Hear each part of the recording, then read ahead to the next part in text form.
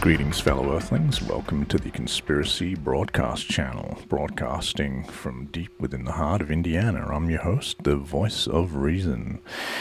And with this brief episode, I just want to keep it current and maybe try to tackle the current subject of the fires in Los Angeles and what I know about it and what's been going on. But I mean, I don't really want to have too much of a one side of an opinion on this one, because I know it's a very tragic and devastating event. But what I can say is that, I mean, it does seem a little peculiar what's going on there. I mean, you've got these, they keep calling them wildfires, but there doesn't seem to be any native forest that's affected by it. It just seems to be houses ablaze in the Pacific Palisades. It's a suburb, and houses just seem to be randomly, spontaneously combusting, setting themselves ablaze. And I've heard it's due to the high winds and the embers and stuff, but I mean, for a house to really catch on fire like that without any, from embers and wind and I mean, it just doesn't really seem right. A lot of it seems peculiar. I mean, there wouldn't really be such of an issue and spectacle of it all if there weren't any other bizarre circumstances surrounding it. I mean, you've got these fires taking place in Los Angeles suburb. The houses are just burning down. It seems like everything else is fine aside from the houses. People are told to evacuate. Fire hydrants aren't working for some bizarre reason. And then people are told, not to get involved or try to do anything to help, and wait for the authorities to come in and the fire department to come in and take care of it all, while they, of course, are unequipped to do so. A homeless man has been arrested for carrying a portable blowtorch around. A homeless man with quite a decent blowtorch, a $50 one, and he was arrested. Wasn't charged with arson. He was just convicted or charged with his other felonies for not appearing in court or something like that. And and then with all the incompetence with old Gav Newsom and Karen, the mayor of Los Angeles, they have basically seemed to just used as a platform to promote their new DEI policies and virtue signal all of that, which is just completely bizarre in a situation like that where people are dying and they're losing their homes, and we're just not really seeing a level of professionalism that we're accustomed to, and the sensibility that we used to have in previous decades and generations. It's all become a bit childish, and there's a lot of finger pointing going on, and there's a lot of resentful people, it seems, that are being hired for these positions purely for the fact that they come from some other demographic, let's say, and not really the sorts of people that seem to want to be, concerning themselves with putting out fires so much as talking about how what their sex life is in the bedroom and what they're attracted to, which nobody needs to know about. We want to see professionals in that field. We want competent people who are able to control and put out fires, not We don't want to hear who you like to spend time with in the bedroom. That's really nobody's business, and it shouldn't be out there for for the public to know about. So there's some strange things going on with that event, and I don't really know enough about it all to take a particular stance on it, but all I can say is like the situation is extremely odd and bizarre, and there's not enough water. I mean, Los Angeles is, it's the fifth biggest economy in the world. If it was its own sovereign state or nation, it would be the fifth biggest economy in the world. And that, we're led to believe that their fire hydrants just aren't functioning properly when they need it. A Canadian plane was brought in to scoop up water and, release it over the fires. Apparently a drone hit it and caused damage to it. I don't know if it crashed or what, but I mean, it's all very strange. And of course there's the fact that that specific area was also planned for a development of high density buildings and apartment blocks. So it seems like they're really seem to be they seem to be talking more about the issue at hand and tackling what's actually going on, putting out the fires.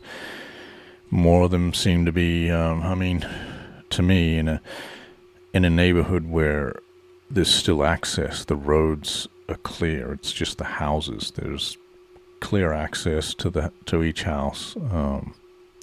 I'm sure fire engines can get down there. They brought up firemen from Mexico that were seen. There was a video someone, I guess, took on their phone. One of the firefighters themselves just marching up the road. I mean, it seemed as though they were walking from Mexico. They didn't have any fire truck or anything. There was just a line of these firefighters marching up the road. I'm not sure how effective, or really if that's, the most efficient and quickest way to do things when you could, you don't have to bring them up from Mexico. You could just bring them from Las Vegas, Nevada, like another state. I'm sure, I'm sure they would make it there before the Mexican firefighters would if they're walking. Because at least from out of state they would have fire engines that they could drive up there. So yeah, things are bizarre. We've got, we've got an area in a suburb that, was they intended to develop it, and of course there were regulations and reasons why they couldn't do it. So it seems a little peculiar that there's a fire now, which has just conveniently destroyed all the homes and only made them useful for completely demolishing and bulldozing over. And of course now you've got all that vacant land. It's like, oh, look at that, ta-da, we have a spare block of land now. We can probably just look at redeveloping that neighborhood with high density buildings and more efficient means of fire precautions. And I'm sure that's how they'll sell it. Oh, it was an old, system. The traditional housing system was not good enough. We need new apartment blocks with more efficient sprinklers in there. So that's all I know about the situation. It seems extremely odd that all these other events are surrounding it, and they seem less concerned with extinguishing the fires and promoting themselves as a new, improved, rebranded image, for the fire department, which none of us care about. We just want capable people who can put fires out and rescue cats sometimes. And I've actually worked with firefighters myself, and these guys, this was in the United Kingdom, and I was doing removals, like piano removals, furniture removals, and these guys, one guy, he was a firefighter, he was doing removals as well. He had 3 jobs, and his 3rd job, he was a mail stripper. So these guys, they work hard, you know, as well as being firefighters, which is a difficult job. They also are working 2 more jobs, you know, like these aren't soft guys that do that kind of work. And they were saying the majority of their work is going out to, being like first responders to crash sites, car crashes on the highway and stuff, and they have to deal with seeing a lot of people dying. You know, that they're holding their hand, telling them it's going to be all right, but you know, these people have their faces embedded in the steering wheel, and then they're not going to make it. But these guys are trying to cut them out, you know, with the jaws of life, and you know, and make it easy so the paramedics can come in and do their work and try to save them. But you know, these people are in a mangled wreck, and you know, these firefighters are, you know, holding their hands and just giving them comfort in their last moments of life, which is, to me, is another extremely difficult job to do, let alone have to deal with putting out fires and stuff. So, I mean, all credit to people who do those jobs. I mean, that is just, you know, those guys are true heroes in our world, and how they get paid less than these Hollywood actors is just criminal, in my opinion. But that's the world that we live in. It's strange and bizarre, and hardly makes sense at the best of times. So, yeah, I mean, I would prefer to see a little more professionalism brought back into things like that. I mean, so it's getting like idiocracy, really. There's going to come to a point when, and I've gotten to that point, to be honest, where I don't want to have to ever go into hospital for anything. I mean, I admire and respect doctors and nurses and that, and I think they're the most incredible people, you know, on the planet doing that job. They deserve all the money that they're getting, and probably more, because, you know, when you're in there with a broken arm or something like that, or a broken jaw, you know, and you're completely helpless and you're feeling as down and pathetic as you possibly can, these guys are there in good spirits, and, you know, helping you recover not only physically, but, you know, also, you know, mentally and emotionally. These people